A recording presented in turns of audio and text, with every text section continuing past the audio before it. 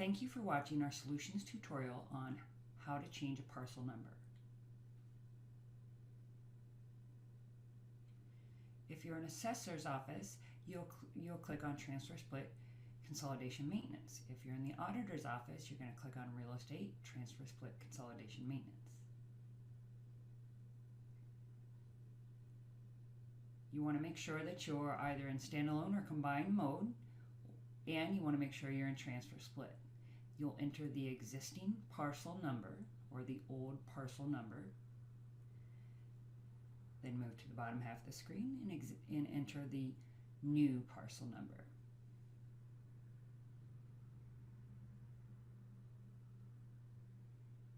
You'll click Continue. You'll see at the bottom it says Creating a New Parcel Number. You'll click Save. You can choose to print. Hit the drop down, choose the printer you'd like to print to, click Submit, and you have now changed the parcel number. Click Exit. Your report will print to the printer you've selected, and you now know how to change a parcel number.